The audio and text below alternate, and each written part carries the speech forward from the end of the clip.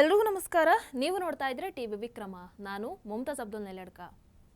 ವೀಕ್ಷಕರ, ಹಿಂದೂಗಳ ಭಾವನೆಗಳು ಮಾರಾಟಕ್ಕಿದೆ. ಹೌದು, ಸರಿಯಾಗಿ ಕೇಳಿಸ್ಕೊಂಡಿದ್ದೀರಾ. ಹಿಂದೂಗಳ ಭಾವನೆಗಳು ಮಾರಾಟಕ್ಕಿದೆ. ಹಿಂದೂ ಬಹುಸಂಖ್ಯಾತ ದೇಶದಲ್ಲಿ ಹಿಂದೂಗಳ ಭಾವನೆಗೆ ಒಂಚೂರು ಬೆಲೆ ಇಲ್ಲ. ಯಾಕೆ ಬೆಲೆ ಇಲ್ಲ ಅಂತ ಕೇಳಿದ್ರೆ ಎಷ್ಟು ಉದಾಹರಣೆ ಬೇಕು ಅಂತ ಕೇಳಿ. ನೀವೆಲ್ಲರೂ ಕೂಡ ಶ್ರೀಕೃಷ್ಣ ಬೆಣ್ಣೆ ತಿನ್ನುವಂಥದ್ದನ್ನು ನೋಡಿದ್ದೀರಾ.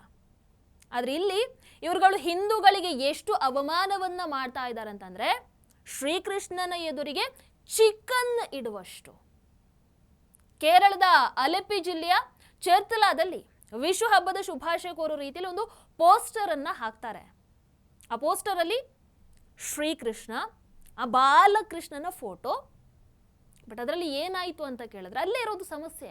ಆ ಬಾಲಕೃಷ್ಣನ ಪಕ್ಕದಲ್ಲಿ ಚಿಕನ್ ಮತ್ತೆ ರೈಸ್ ಇರುವ ರೀತಿಯಲ್ಲಿ ಒಂದು ವಿಶಸ್ ಕಾರ್ಡನ್ನ ತಮ್ಮ ಸೋಷಿಯಲ್ ಮೀಡಿಯಾದಲ್ಲಿ ಹಾಕೊಳ್ತಾರೆ. ರೆಸ್ಟೋರೆಂಟ್ ಮಾಲೀಕ ಯಾರು ಅಂತ ನೋಡಿದ್ರೆ ಅರ್ಷದ್. ಕೊನೆಗೆ ಇಲ್ಲಿ ಯೋಗಿಜಿ ಯಾವಾಗಲೂ ಹೇಳ್ತಾರಲ್ವಾ, ಏಕ್ ಹೇ ತೋ ಸೇಫ್ ಹೇ, ಬಟೇಂಗೆ ತೋ ಕಟೇಂಗೆ ಅಂತ. ಅದಕ್ಕೆ ಚರ್ತಲಾದಲ್ಲಿ ಸಮಸ್ತ ಹಿಂದೂಗಳು ನಮ್ಮ ಭಾವನೆಗೆ ಧಕ್ಕೆ ಆಗಿದೆ, ನಮಗೆ ಅವಮಾನ ಆಗಿದೆ ಅಂತ ಆರೋಪವನ್ನ ಮಾಡಿ ಬೀದಿಗಿಳಿತಾರೆ.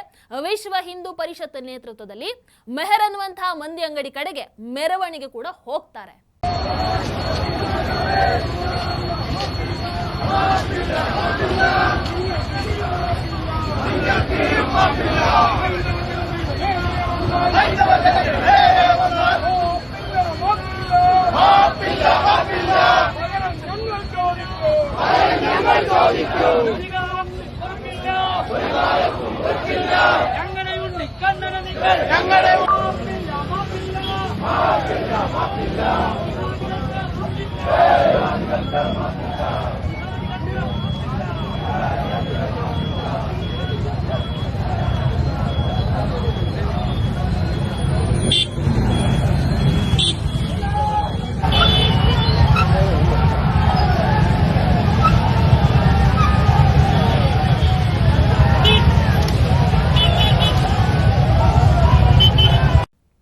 ಅಂದ್ರೆ ಇದು ಕೇವಲ ಒಂದು ಪ್ರತಿಭಟನೆ ಮಾತ್ರ ಆಗಿರಲಿಲ್ಲ, ಒಂದು ಸಂದೇಶ ಕೂಡ ಹೌದು.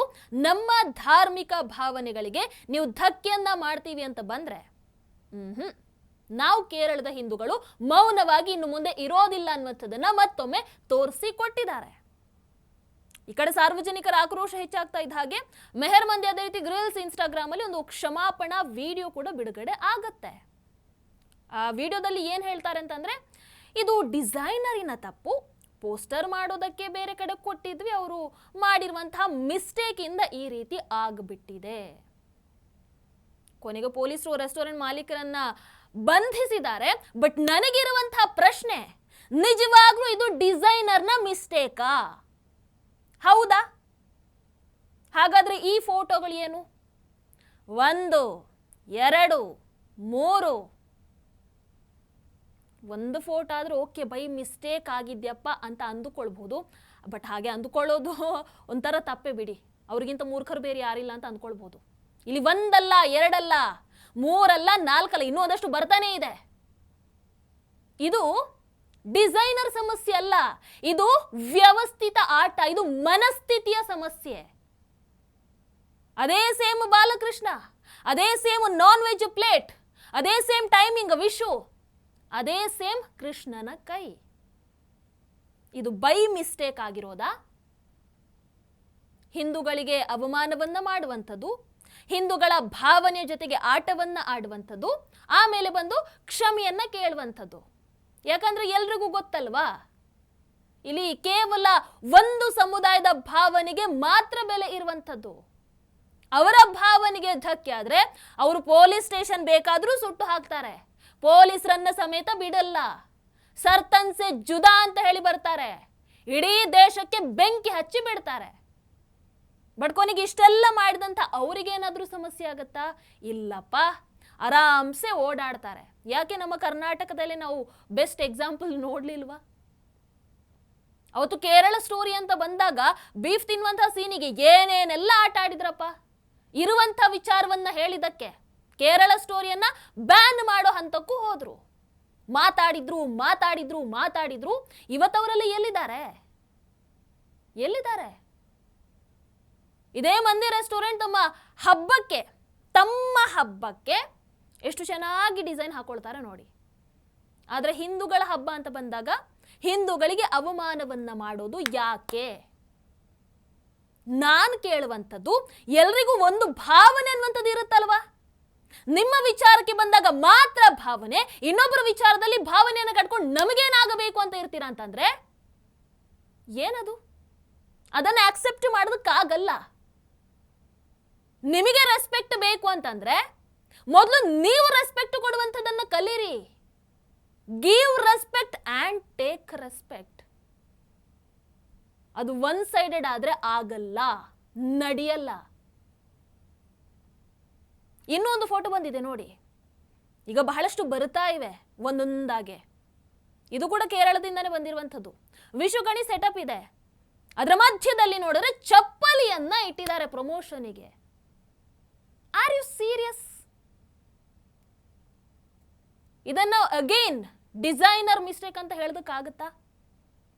ಇದು ಬೇಕು ಅಂತಾನೆ ಆಗ್ತಾ ಇರುವಂಥದ್ದಲ್ವಾ? ನಡೆಯುತ್ತಪ್ಪ, ಹಿಂದೂಗಳಲ್ವಾ, ನಡೆಯುತ್ತೆ. ಮತ್ತೊಂದು ಕಡೆ ನೋಡಿದ್ರೆ ಕೇರಳ ಸಾಹಿತ್ಯ ಉತ್ಸವದ ವೇದಿಕೆಯಲ್ಲಿ ಪ್ರಕಾಶ್ ರಾಜ್ ಮಾತನಾಡಿರುವಂಥ ಒಂದು ವಿಡಿಯೋ ಈಗ ಬಹಳ ವೈರಲ್ ಆಗ್ತಾ ಇದೆ. ಯಾಕೆ? ಈ ವ್ಯಕ್ತಿ ರಾಮಾಯಣದ ಬಗ್ಗೆ ವಿವಾದಾತ್ಮಕ ಹೇಳಿಕೆಯನ್ನ ಕೊಟ್ಟಿದ್ದಾರೆ. ಅಲ್ಲಿ ಮಾತಾಡ್ತಾ ಹೇಳ್ತಾರೆ, ರಾಮ ಹಾಗೆ ಲಕ್ಷ್ಮಣರು ಉತ್ತರ ಭಾರತದಿಂದ ವಲಸೆ ಬಂದಂತಹ ಕಾರ್ಮಿಕರು. ಅವರು ದಕ್ಷಿಣ ಭಾರತದ ಒಂದು ಜಮೀನಿಗೆ ಪ್ರವೇಶವನ್ನ ಮಾಡಿ ಅಲ್ಲಿನ ಹಣ್ಣುಗಳನ್ನ ಕದ್ದು ತಿಂತಾರೆ. ಆ ಸಮಯದಲ್ಲಿ ಅವರು ತೋಟದ ಮಾಲೀಕ ರಾವಣನ ಜೊತೆಗೆ ಜಗಳವನ್ನ ಆಡ್ತಾರೆ ಅಂತ ತುಂಬಾ ಕೆಟ್ಟದಾಗಿ ಮಾತಾಡ್ತಾರೆ. ಈ ರೀತಿಯಾಗಿ ಕಥೆಯನ್ನ ಟ್ವಿಸ್ಟ್ ಮಾಡಿ ಅಥವಾ ಬೇರೆನಾದ್ರೂ ಮಾಡಿ ಬೇರೆ ಮತದ ಬಗ್ಗೆ ಮಾತಾಡುವಂಥ ಧೈರ್ಯ ಈ ಪ್ರಕಾಶ್ ರಾಜ್ಗೆ ಇದೆಯಾ? ಸಾಧ್ಯ ಇದೆಯಾ? ಅಂಡ್ ಹಾಗೂ ಹೇಳಿದ್ರೆ ಅದರ ಪರಿಣಾಮ ಏನಿರುತ್ತೆ? ಈ ಒಂದು ವಿಡಿಯೋ ವೈರಲ್ ಆಗ್ತಾ ಇದ್ದ ಹಾಗೆ ವ್ಯಾಪಕ ಆಕ್ರೋಶ ವ್ಯಕ್ತ ಆಯಿತು ಸೋಷಿಯಲ್ ಮೀಡಿಯಾದಲ್ಲಿ. ಪ್ರಕಾಶ್ ರಾಜ್ ಹಿಂದೂಗಳನ್ನ ಅಪಹಾಸ್ಯ ಮಾಡೋದಕ್ಕಂತಾನೆ ರಾಮಾಯಣವನ್ನ ಬಳಸ್ಕೊಂಡಿದ್ದಾರೆ. ಈ ಹೇಳಿಕೆಯನ್ನ ಗೋಮಾಂಸ ಸೇವನೆಯನ್ನ ಉತ್ತೇಜನ ಮಾಡೋದಕ್ಕೆ ಉತ್ತರ ಹಾಗೆ ದಕ್ಷಿಣ ರಾಜ್ಯಗಳ ನಡುವೆ ಬಿರುಕುಂಟು ಮಾಡೋದಕ್ಕೆ ಮಾಡಲಾಗಿರುವಂತಹ ಸ್ಟೇಟ್ಮೆಂಟ್ಗಳಿದು. ಇನ್ನು ಮುಂದೆ ಅವರಿಗೆ ಯಾವ ಸಿನಿಮಾಗಳಲ್ಲಿ ಕೂಡ ಅವಕಾಶವನ್ನ ಕೊಡಬಾರದು, ನಿರ್ದೇಶಕರು ನಿರ್ಮಾಪಕರು ಕ್ರಮವನ್ನ ಕೈಗೊಳ್ಳಬೇಕು ಅಂತ ಜನ ಒತ್ತಾಯವನ್ನ ಮಾಡ್ತಾ ಇದ್ದಾರೆ. ಇದೇ ಪ್ರಕಾಶ್ ರಾಜ್ ಮೇಲೆ ಕಂಪ್ಲೇಂಟ್ ಕೂಡ ಆಗಿದಂತೆ, FIR ದಾಖಲಾಗಿದೆ ಅಂತ ಹೇಳ್ತಾ ಇದ್ದಾರೆ. ಬಟ್ ಆದ್ರೂ ಏನು ಯೂಸ್ ಇದೆ ಹೇಳಿ? ಒಂದು ಸ್ವಲ್ಪ ದಿನ ಮತ್ತೆ ಬರ್ತಾರೆ, ಇದೇ ರೀತಿ ಒಂದಷ್ಟು ಸ್ಟೇಟ್ಮೆಂಟ್ಗಳನ್ನು ಕೊಡ್ತಾ ಕೂರ್ತಾರೆ. ಹಿಂದೂಗಳಲ್ವಾ, ನಡೆಯತ್ತೆ. ನನಗಂತೂ ಆ ರೆಸ್ಟೋರೆಂಟ್ ವಿಚಾರ ಆಗಿರ್ಬೋದು ಅಥವಾ ಪ್ರಕಾಶ್ ರಾಜ್ ವಿಚಾರ ಆಗಿರ್ಬೋದು, ಇವೆಲ್ಲವನ್ನ ನೋಡಿದಾಗ ಒಂದೇ ಅನ್ಸುವಂಥದ್ದು, ಹಿಂದೂಗಳು ಸಹಿಷ್ಣುಗಳು ಆಗಿರೋದು ಇವ್ರುಗಳ ಬಂಡವಾಳ. ಹಿಂದೂಗಳು ಮಾತನಾಡಲ್ಲ ಅನ್ನುವಂಥ ಧೈರ್ಯದಲ್ಲೇ ಇವರೆಲ್ಲರೂ ಕೂಡ ಇಷ್ಟು ಹಾರಾಡ್ತಾ ಇರುವಂಥದ್ದು. ನಡೆಯುತ್ತೆ, ಏನು ಪ್ರಾಬ್ಲಮ್ ನಮಗಾಗಲ್ಲ. ಯಾಕಂದ್ರೆ ಇಲ್ಲಿ ಒಂದು ಸಮುದಾಯದ ಭಾವನೆಗೆ ಮಾತ್ರ ಬೆಲೆ ಇರುವಂಥದ್ದು. ಹಿಂದೂಗಳ ಭಾವನೆಗೆ ಯಾವುದೇ ಬೆಲೆ ಇಲ್ಲ ಇಲ್ಲಿ.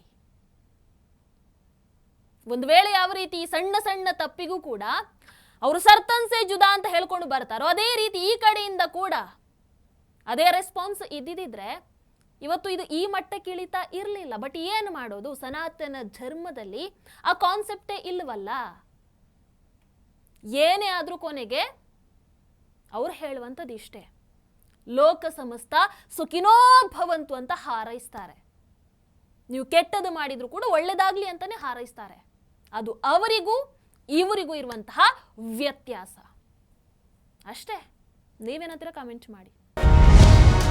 ಟಿವಿ ವಿಕ್ರಮ, ದೇಶ ನಿಮ್ಮ ಕೈಯಲ್ಲಿ. ಈ ಕಾರ್ಯಕ್ರಮ ನಿಮಗೆ ಇಷ್ಟ ಆಗಿದ್ದಲ್ಲಿ ಲೈಕ್, ಶೇರ್ ಹಾಗೂ ಕಮೆಂಟ್ ಮಾಡಿ.